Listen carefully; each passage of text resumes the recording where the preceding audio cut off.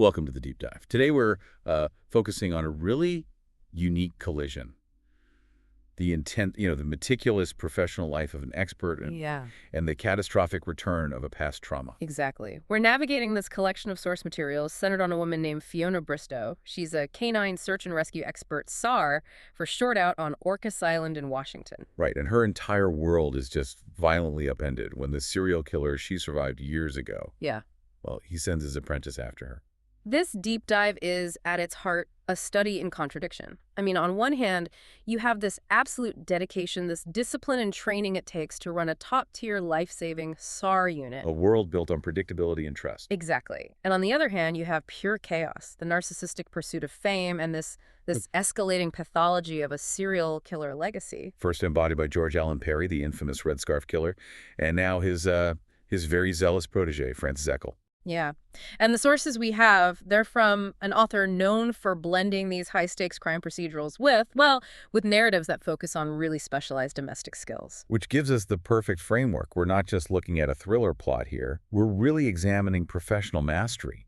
We'll see how high-level dog training and even something like the precision of wood artistry, they become these integral parts of the survivor's toolkit. Right. Against a truly formidable threat. It just establishes the stakes immediately. Fiona has to use the skills she developed to find the lost, to survive the person who has now found her. Okay, so let's unpack that immense professional pressure first. I think we have to start by appreciating the sheer dedication required for her day-to-day life, before the killer even shows up. Fiona Bristow is the operational leader, the OL, and the primary trainer for the Bellingham Area Canine SAR unit. It operates mostly around Orcas Island and the Puget Sound area. And like you said, this is so far from a casual operation.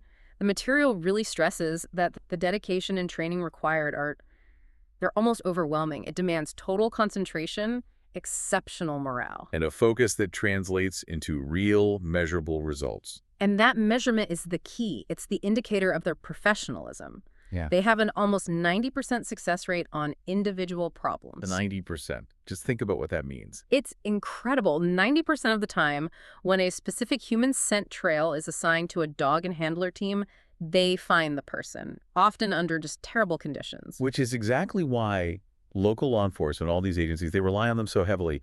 They are a critical asset when every single minute counts. And their structure, it reflects that necessary level of control. Fiona, as the OL, she's responsible for the overall strategic direction of a search. So she's liaising with police, setting perimeters, making those high-level decisions about terrain and probability. Right. And her friend May, who's a veterinarian, she frequently steps in as the base operational leader, the base OL. And May handles the critical logistical side. Radio communications, handler fatigue, medical needs, and the constant professional logging of every single movement, every scent change, every timestamp. Which frees Fiona up to be in the field with her dogs. Exactly, where her expertise is best used. And you can see that structure supporting the various handler teams. You've got Chuck, Lori with Pip, the German Shepherd, James with Kobe, Tracy with Lolo. And they operate using this meticulous sector system where the search area is divided into these manageable geometric zones. It prevents overlap, ensures every piece of ground is covered systematically. It's that adherence to protocol that keeps chaos at bay out in the wilderness. Yeah, and let's zoom in on a few of the cases detailed in the sources because they really demonstrate the unique capabilities of this unit, skills the police just cannot replicate. Right, not with technology or manpower alone. So the first example is, it's just heartbreakingly urgent. The search for a 3-year-old boy named Hugh. Yeah. It was early morning, cold, wet. Hugh had wandered off in his bright red Spider-Man PJs. And the immediate stake is exposure. Hypothermia is a real present danger for a child that small. And Fiona's initial move. It's brilliant. It's a hallmark of a great SAR leader. What does she do? She doesn't just look down. She squats down to take in the world from the perspective of a 3-year-old. She's trying to identify these low-level sensory triggers. Like what would draw him in? Exactly. A flash of movement, a small animal, maybe his stuffed bunny, Wubby if he'd taken it with him. She has to get inside the lost person's psychology. And this is where Peck, her chocolate lab, who has dozens of successful searches under his belt, this is where he becomes indispensable. Right. The sources emphasize that Peck isn't searching based on sight or sound. He is relentlessly following the volatile scent trail. The soft sizzle of rain is making the air heavy, but it's also challenging this scent's persistence. And the difficulty of scenting a small child is extreme, isn't it? Oh, absolutely. Children, especially when they're panicked, they tend to circle, backtrack, and they create what the teams call a spaghetti mess of scent. So Peck is clocking nearly 2 hours in the field, cross-tracking multiple times when the wind shifts, which is constant around Puget Sound, forcing the dog to adjust his entire directional path while staying focused. The moment of discovery, though. That's why they do it. Yeah. They find Hugh near the banks of a busy creek, dangerously close to deep water, exhausted and just sprawled out.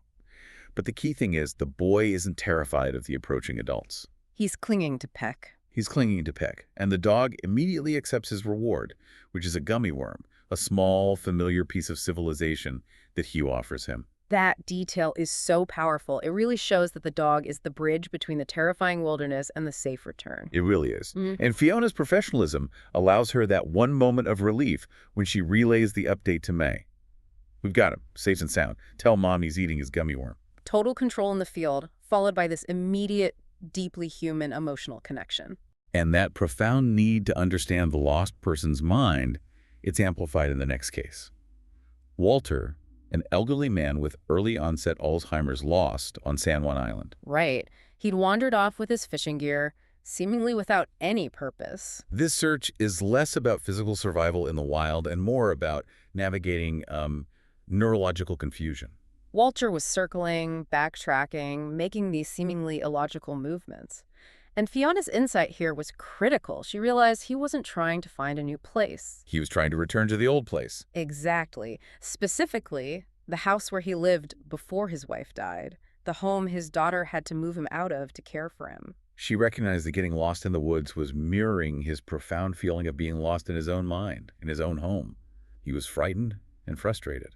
So by imagining his movements where he might have tripped or stopped to rest, they could narrow the search. She finds this tiny piece of evidence, a few strands of red cotton snagged on briars. Right, indicating he'd struggled, maybe taken a fall. This is where handler deduction really complements the dog's pure scenting ability. It's detective work married to psychology and dog scent work. But we also have to recognize the sheer physical toll this takes, which is demonstrated by the search for the hikers Kevin and Ella in the Olympic National Forest. Oh, absolutely. That environment, dark, primal, dense, and with a major thunderstorm about to hit, it just requires maximum endurance. Fiona and her dog, Bogart, a black lab, they needed to maintain pace, read extremely difficult terrain, and just navigate that for hours on end. And Bogart's precision work here is phenomenal. The scent evidence was so minimal, tiny threads of jacket cloth snagged on underbrush, and critically dry bandage wrappers. Wow. Think about how diffuse and faint that scent must be, especially in humid forest air. Yet Bogart picked it up. And instead of following a marked trail, he led them off course up this rough slope where the hikers had taken a shortcut hoping for a cool view. And they found them. They found Kevin and Ella alive but injured. Ella had a severely swollen knee, and both of them had horrible blisters, the kind that can quickly lead to infection and, immobility. So Fiona wasn't just finding them. She was immediately triaging and treating their injuries, cleaning the wounds, rebandaging those nasty blisters. Exactly. The SAR team has to be capable of full-spectrum trauma management, not just tracking. And this brings us to the heart of the SAR training philosophy, doesn't it? Creating a seamless, unbreakable partnership built on trust and highly specific conditioning. That conditioning is intense. The sources describe exercises like the runaway game. What's that? It's designed to teach the dog to use only its scenting skills to find the handler, often working against a strong crosswind. It reinforces the dog's reliance on its nose, regardless of any distracting visuals or cues. They also use meticulous mock searches. In one example, Fiona's stepmother, Sylvia, plays the victim. And she doesn't just hide. She stages herself 3/4 of a mile away under a cedar tree with a thermos of tea, and even acts out her fake injury, a sprained ankle. The goal is realism. Total realism. The fact that Tracy and Lolo located Sylvia in just under 75 minutes demonstrates the efficiency they gained through repetition. This isn't just a game. No, it's repetition in all weather, under time constraints, simulating real-life stress. That repetitive discipline is the foundation of their near 90% success rate. And we also get this insight into the psychological contrast between the dog's incredible professional courage and their surprisingly human quirks. Right, like Peck, The dog who negotiated smoldering rubble after an earthquake to locate victims. I mean, a feat of extraordinary bravery. He's absolutely terrified of needles during vet exams, moaning like a dying man and needing to be physically held. And Newman, another SAR dog, he goes completely limp during his annual physical, forcing the handlers to literally carry his dead dog weight into the exam room. It's a moment of necessary levity, but the underlying principle is so serious. The dogs have to tolerate stress. They have to be conditioned to accept loud noises like gunfire, which Fiona practices regularly, without spooking or losing focus. That unflappable focus is the difference between finding a victim and losing valuable time. It's an intense, loving, highly disciplined dedication that transforms the dog-handler relationship into a life-saving machine. But that machine is about to be thrown against pure, targeted, malicious chaos, forcing Fiona to rely on a whole different set of skills. Exactly. And now we shift from that methodical search for the lost to the explosive confrontation with the found. We have to start with George Allen Perry, the original Red Scarf Killer, RSKI. Fiona survived him, and that survival is the key to everything that comes next. Perry's profile and his spree, they were terrifyingly consistent. Over a 3-year period, he murdered 12 women, all fitting this very narrow victim profile. College students, 18 to 23, outgoing, athletic. Right, and his crimes spanned the West Coast and the Southwest. California, Nevada, Oregon, New Mexico, Washington State. He used them as his hunting and burial grounds. That geographical range suggests high operational mobility and just meticulous planning. And his capture was. It was devastatingly costly for Fiona. Perry was finally apprehended after he ambushed and shot Detective Greg Norwood, Fiona's fiancé, and Greg's canine partner, Kong, near Lake Sammamish. It was a brutal confrontation. Perry shot Greg first, but the source material really highlights Kong's absolute loyalty and courage. Despite taking 2 bullets himself, the dog fought Perry off viciously, savaging him badly enough that Perry was forced to flee. Kong gave his life, but his actions allowed authorities to trace Perry's wrecked car a few miles down the road after the killer passed out from his injuries. Which led to the arrest. The dog saved the day, but the cost was Fiona's future. And that brings us to Fiona's own escape, the pivotal event that defines her life and her survival mechanisms.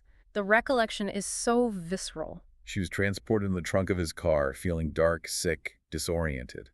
The movement of the tires was the only constant sound. The cords he used were cutting into her skin. And the transformation from a passive victim to an active survivor is such a powerful psychological moment.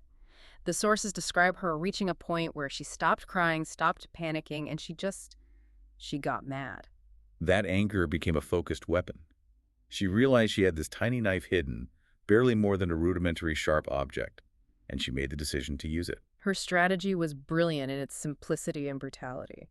She reapplied the duct tape over her own mouth and wound the rope around her ankles and hands, making herself look securely bound.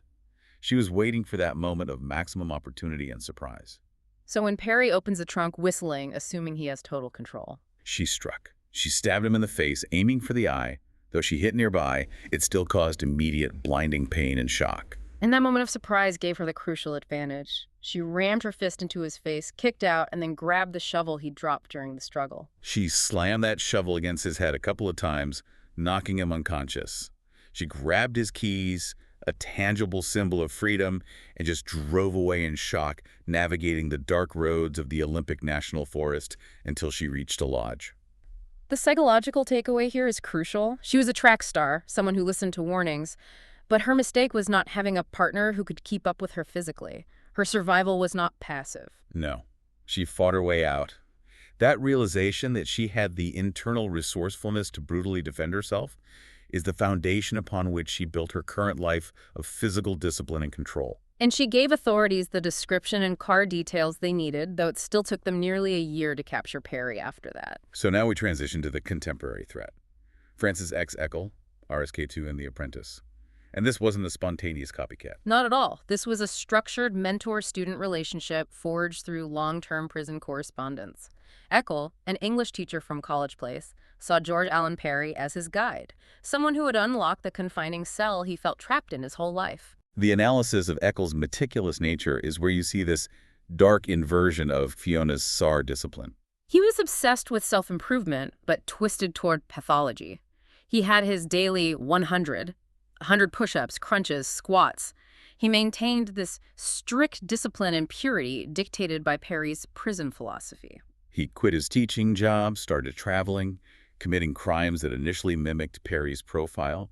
19 and 20-year-old college students found in remote areas like El Dorado and Trinity National Forests. He was trying to prove himself worthy of the legacy. But the apprenticeship started to fray. Eckel was meticulous, yes, but he craved his own success, his own fame, his own authorship. He started deviating from Perry's strict rules, specifically by sipping whiskey, an act he savored with the pleasure of rebellion.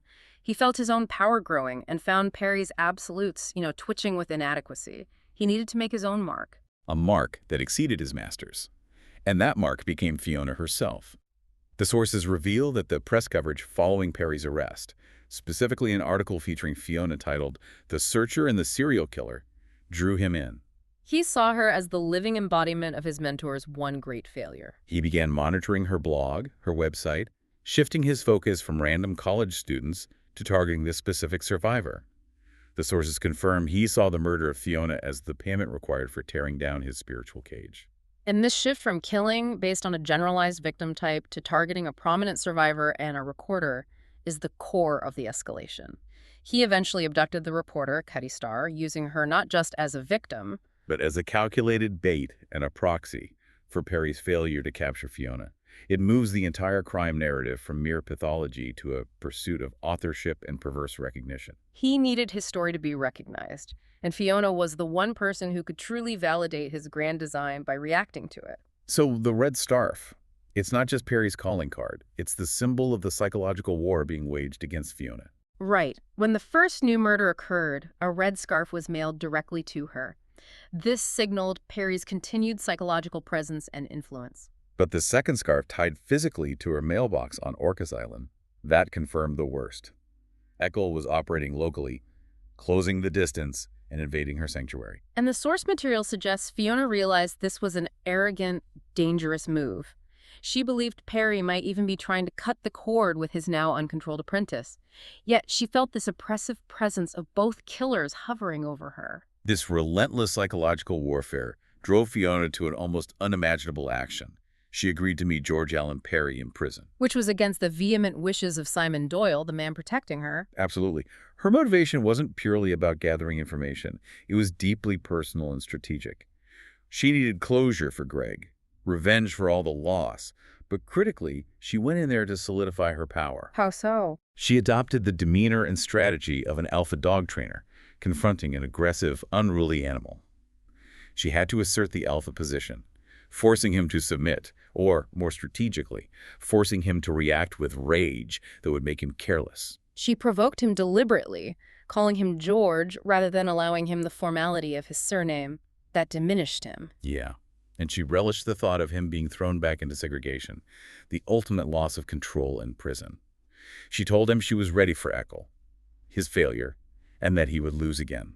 The sources confirm this was a highly calculated move, designed to pressure Perry until he cracked. And Perry, desperate to reclaim control and punish Fiona for her survival. And her presence in his life. He unknowingly dribbled out critical information over several hours. This included mail drop locations he used to communicate with Eckel, the aliases Eckel used, like John William Mitchell, and maybe most importantly, details about the escape vehicle Eckel had lined up, a 2005 Ford Taurus with California plates. The genius of her strategy was that by manipulating his need for control, she got the critical leads needed to track Eckel's movements and identities. And while Fiona was engaged in this psychological combat, Eckel was already setting up his base on Orcas Island. Right. He rented a cabin using the alias Frank Blinkenstaff and noticed the theme. High school teacher, travel writer, he was crafting this mundane, respectable persona to cover his true project. He had scouted the location before. After abducting the reporter Katie Starr from a parking lot on the mainland, he drove her back to the island in her own car. Which is why one of the dogs, Xena, kept sniffing around the trunk when Meg, the cabin's owner, greeted the new tenant. And Eckel, leveraging his carefully practiced geniality, managed to fill Meg with a bright, bright smile. The scene in that cabin, though, is a revelation of his true pathology and grandiosity. Starr was found hogtied, savagely beaten, a broken jaw, broken fingers, and near death. But what truly illustrates Eccles' sick ambition is that he wasn't just holding her captive. He was reading and editing Starr's book draft, planning to merge her third-person reporter's view with his own first-person memoir. He viewed his murder spree as a literary project, not a compulsion, but a performance designed for publication. He wanted to be the co-author of his own terrifying story. And the final confrontation, it just accelerates so rapidly after Meg recognizes Eccles' sketch, which Fiona had circulated among her friends and neighbors. And Fiona and Simon immediately realize Eccles must still be on the island, and, worse, that he'd positioned the near-dead Ketty Starr as bait in the woods behind the cabin, precisely where she was found. This is the moment where Simon Doyle, the furniture artist known for his emotional reticence and preference for nonverbal action, he just explodes into protective motion. Ignoring Fiona's frantic plea for police intervention, Simon rushes in.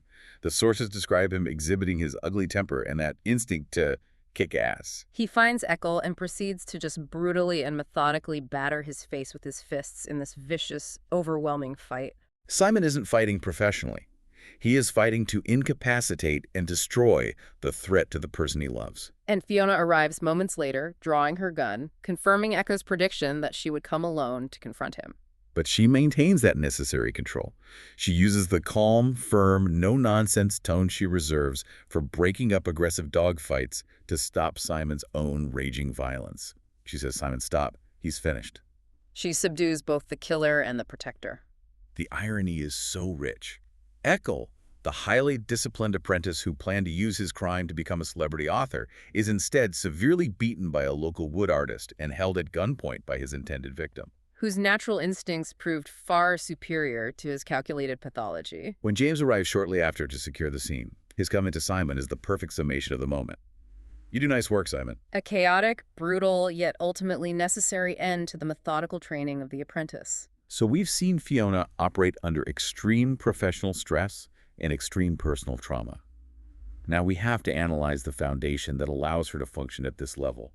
Her survival mechanisms, which are built on intense discipline and routine. Her coping strategies are almost indistinguishable from her professional life. We see her rigid dedication to physical discipline, daily practice of Tai Chi, power yoga, and kickboxing.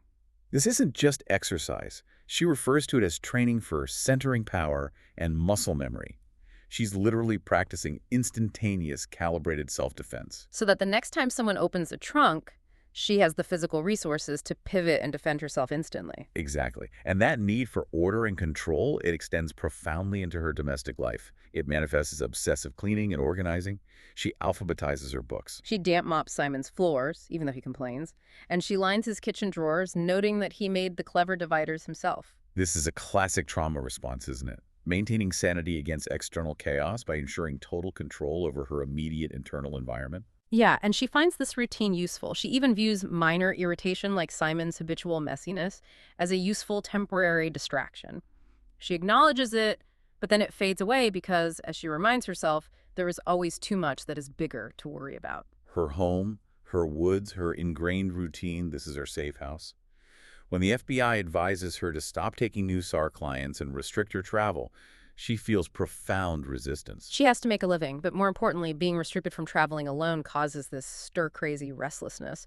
For Fiona, routine is not a luxury. No, it's the absolute non-negotiable foundation of her sanity. And into this highly ordered world steps Simon Doyle, the primary stabilizing yet initially disruptive force in her life. He is the ultimate lone wolf, a brilliant wood artist and furniture designer who moved to Orcas specifically for solitude. His artistry reflects his personality. He builds these sophisticated high-end pieces, often using rare materials like wild cherry and ebony for a complex wine cabinet, or carving a $10,000 stump sink. He's successful, self-contained, and he struggles immensely with emotional expression. He's a man of action who prefers to kick ass rather than engage in a verbal brawl, a key distinction that will define their dynamic. Their relationship is initiated by physical attraction, a sudden kiss that leads, as Fiona jokingly puts it, to her having sexed into a coma in his shower. But it's cemented and defined by the escalating crisis. Simon moves his duffel bag in, staying with her at night to protect her and the dogs. And the sources show this profound tension created by the forced cohabitation. Fiona notes that Simon bringing his duffel bag back and forth, it irritates him because it disrupts his control and his structure. She challenges him constantly, forcing him to define their connection. She needs clarity, he offers action. She asks him pointedly if he's staying out of obligation, knowing how much that concept offends his self-contained nature. And his response is terse and profound. You matter, that's it. Coming from the emotionally reticent Simon, she notes this is practically a poem by Shelley. It's the highest form of unvarnished emotional commitment he can offer. The ultimate commitment in this relationship is shown through a series of subtle, physical actions, far removed from conventional romantic gestures. Simon doesn't do forced affection. No, but he starts showing devotion by assimilating into her world and by altering his artistic solitude for her. A powerful symbol is the dogwood tree. He plants a second dogwood tree across from the first one he had planted for himself, for balance. It's an artistic, deliberate symbol of their partnership symmetry. Two strong, enduring elements growing together. And he also starts these small, practical acts, making her custom window boxes, organizing her laundry, even making his bed subtle compromises to her need for order. The final, decisive moment that seals their cohabitation is tied to his art. The custom wild cherry and ebony wine cabinet. He had initially refused to sell her this piece, telling her it was too elegant and a little ornate, and it just didn't suit her rougher, more practical style. By refusing to sell it, he was protecting his artistic space, his solitude, his definition of elegance. But after the capture, he offers the finished cabinet to her on one condition. I'll give it to you, but since it's going to stay here, that means you stay too. That is the definitive act. He is trading the physical manifestation of his high-end artistic solitude, the magnificent cabinet, for her permanent presence in his life. It cements their union, not based on obligation or passion alone, but on a deep, practical trust forged in crisis, confirming that they are better, stronger, and safer together. He provides the stability and the protective violence she sometimes needs, and she provides the grounded order and the cleaning he secretly needs, even if he complains about the damp mop. He even allows her to clean his dirty windows, because she knows the irritation caused by the one perfectly clean pane will eventually compel him to finish the others himself. It's a relationship built on mutual acceptance of each other's functional quirks. So, as we look back across this entire deep dive, we started with the intense methodological preparation required for life-saving search work. Meticulous, disciplined, highly ethical. We ended in a violent capture, where that professional discipline gave way to Simon's raw, protective instinct. But the true insight was into the immense resilience required to rebuild a life after trauma. Fiona is an expert at finding the lost through the precise science of scent and logic. But she proves she's also an expert at confronting the found, both the original Red Scarf Killer and his apprentice. And both of those skill sets require absolute physical conditioning, unwavering focus, and the ability to control fear, rather than trying the impossible task of eliminating it entirely. The killer, Francis Eckel, he treated his entire existence, his murder spree, and his subsequent capture as a project, an attempt to secure fame and authorship. He was editing his victim's book draft, planning to merge it with his own memoir, desperately attempting to be somebody through grotesque violence. And this raises a really profound question drawn directly from the sources. What does it mean for society when the goal of extreme violence shifts from just, internal pathology to a calculated narcissistic pursuit of fame and literary recognition? When the goal is to publish your terrible story. Exactly. And crucially, how does the survivor, Fiona, counteract that chaotic hunger for recognition?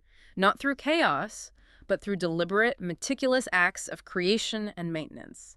She counters the killer's destructive project with her own ordered, deliberate life, whether that's planting dogwood trees for balance, building a $10,000 custom wine cabinet as a symbol of permanence. Or just cleaning the kitchen drawers to maintain her internal equilibrium. The source material suggests that while the chaos seeks to publish its terrible memoir, the survivor counters with an ordered, beautiful life. Embracing the messy, loyal love of a lone wolf who just wants to make sure she feels safe enough to clean his kitchen drawers. That deliberate, quiet dedication is the ultimate act of triumph over chaos. Something powerful for you to chew on. Thanks for joining us on The Deep Dive.